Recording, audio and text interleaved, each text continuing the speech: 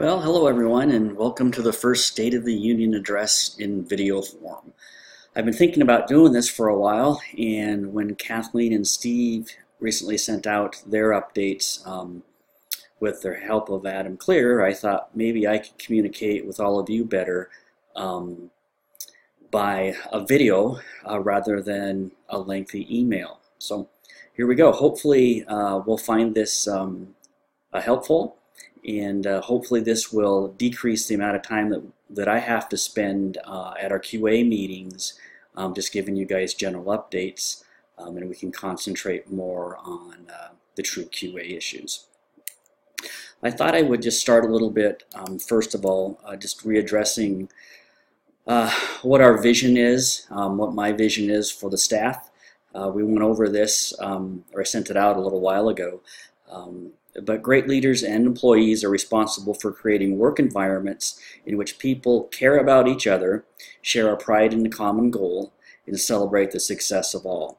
For this atmosphere to flourish, we have to realize that, though we can't change everyone around us, we can change ourselves and make a difference. So hopefully we all can continue to partake in this idea and move us forward into the challenges that I'll be talking about in a couple minutes that potentially will be on our plate in 2019. I recently had the opportunity to go over, unfortunately, my last evaluation with Kathleen, because as everyone knows, she's retiring at the end of the year. And I wanted to just kind of share a couple of some bullet points with you, some things that I want to work on and change throughout the next year. So I felt if you're aware of what I'm trying to do, then you can gauge whether or not I'm actually doing it and accomplishing what I'm setting out to do. So I would like to try to send out more State of the Union emails. I usually just keep it towards just whenever more things come out or new things come out, that's when I send the stuff out. So how often I send things out is really kind of irregular. So I would like to be more consistent with that. I'd like to start doing more video updates, especially for those things that are critical, that would probably be best relayed in a meeting, but we don't have a meeting schedule for a few weeks. Then I can send it out and get information to you guys quicker than before. And then do 2 QA reporting projects, and I'll be working with Janelle and Dwayne Marsh in designing just a process that we can quantitatively and qualitatively measure our individual success as sonographers and demonstrate that and prove this to the quality committee. And then one of the bullet points was to be seen as a leader for new and exciting developments rather than just day-to-day involvement. And so that kind of stretches me out a little bit more, whereas, you know, the staff wants to see me more, and I've tried to do that more this past year, probably have failed at that, but nonetheless, we're giving it a shot. But Kathleen would like to see me a little bit more out in front in kind of paving the way, so to speak, as to where we're going and what we're doing and new technologies that are coming our direction. So 2019 could begin a downward trend of reimbursements. CMS currently has proposed a drastic decrease in ultrasound reimbursements in 2019. It would start at 9% reduction next year, and then ultimately end up at approximately a 40% reduction across the board over a 4-year period. This is a drastic cut, and legislatures are trying to do something about it right now. This news comes on top of overall decrease of about 20 patients a day than last year. So in light of decreasing reimbursements, less patients, this kind of a disastrous combination. Because of this, Kathleen's projected a 0% growth over the next 5 years for ultrasound because, seriously, we can't survive or grow or expand if we're making $50 for an obstetrics exam. So I guess the question is what can we do? As we speak, I'm helping draft a letter that we can send to CMS, that we can send to our legislators to express our concern about these cuts. And then I think there's some things that we can do as well within our own work environment that can help increase our productivity and decrease our amount of lost spaces in exam times just due to changes that we've seen in Medi-Calis. So as always, this is not anything different. I would really like to see us make an effort to work in late patients as much as possible. It still has to be up to the situation, the staff at the time. But I think the days of rescheduling a patient maybe because they're 5 or 10 minutes late because it's not fair to the next patient are over.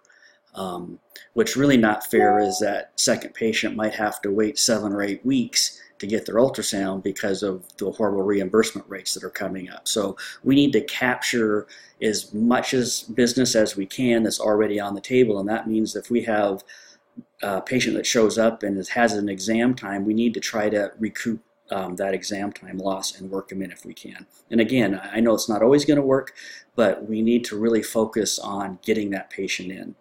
The other thing is some of the Medi-Calis workflow things that our system before this used to do for us, and it doesn't anymore. So if we have a no-show patient, we need to cancel them to clear that spot open. Specifically, if it's 15 minutes after the exam time, let's cancel that time slot. So we can better track and see everything. We can better track no-shows if we write this stuff down. And then if we finish an exam early, if we happen to have someone show up early and we do them early, we need to go into Medi-Calis and reflect that change that patient that's scheduled for 2 o'clock is now done and it's 1:45. So that opens up another time slot that we could potentially work something else in. And if you're changing an exam because it's misscheduled to a shorter exam time, we have to change that exam time in our resources so it properly reflects what we're doing, and then again it still opens up another spot for us to add another patient. And then starting a patient when they're here early and you're done.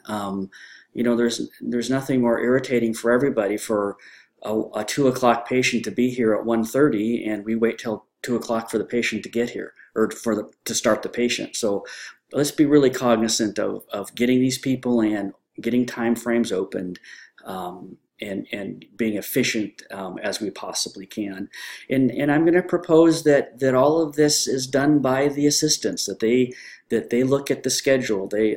That's what their primary purpose is, and make these changes into the schedule so it reflects what's really there so we can be more efficient with our time frames. And so I want to talk a little bit about the assistant's role. And their number one role is overall workflow, efficiently, and sonographer support.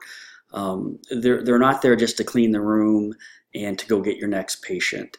I think that assigning rooms, changing rooms, making other changes to assure this workflow is their primary goal. And they do not need to get a sonographer's okay to bring a patient back 10 minutes early or to adjust a time frame to reflect what's really going on. And we still need to get, I think we're still going to get ample breaks like we already do. I think we're just going to be more efficient with the time that we have. And then, as always, if you can get your own patient, please do. Don't wait 5 or 10 minutes for an assistant to get done with another history just to start yours. If you could go out and get yours, bring them back. I think the more we can stay on top of things, the more we can handle add-ons, ERs, and things of that nature. So the last thing I want to talk about is streamlining QGenda in our scheduling process that we have. As you may or may not know, we're the only department that we have blended staff that works at Holy Family and at Sacred Heart and the outpatient. So we have everybody doing multiple things. And I would like to streamline our process to mirror what the other modalities and that the other team leaders are doing. Staff will no longer rotate between the hospital campuses like we have in the past. What I will do is I'm going to assign 3 designated floats that will be added to the Sacred Heart rotation as well as their 1 vascular tech a day, and those floats will cover sick, vacation, and call coverage. I've attached an example of the workflow and call schedules for 2019 for Sacred Heart so everybody can kind of see what that looks like. I also have listed who I've assigned to each location for coverage.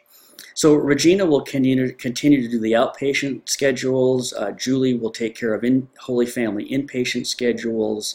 Bill will do Sacred Heart schedules. David will be doing his vascular schedules. We've already transitioned David into that role. He's been doing those for quite a while. And Marion will be taking care of the breast sonographer schedules. So, why are we doing all this? And I think it's a good question. I think the main reasons I want to be compliant and similar to the other departments and how they do scheduling. They've had great success with the way they do their schedules, particularly in between the hospital campuses. And I'd like to simplify just the overall scheduling process for Regina. As of right now, having all the outpatient clinics and having both major hospitals, it's just too much and it doesn't need to be that much. And so that's why we're going to move forward with some changes in 2019. And I also believe this is going to increase exam quality and patient care due to sonographers covering less locations. As everyone knows, Sacred Heart is a completely different atmosphere in the exams that they do than anywhere else that we do. And so it's been a difficult task to get multiple people comfortable and competent in working at that location. So I think as we concentrate an adequate amount of staff to each spot, we're going to get better with our exam quality, and we're going to get better with our patient care and our overall satisfaction surveys. And then it's going to be an increased accountability for all. We're all going to have to take responsibility for our own locations and our own little piece of the world. And I think it's going to be a good deal. So hopefully you found this helpful. I'll work the kinks out as we go along, change things. And as always, feel free to give me a call and we can discuss the changes. I'm welcome to any suggestions that you have for improvement. And I hope everyone has a great weekend, and we'll talk to you later.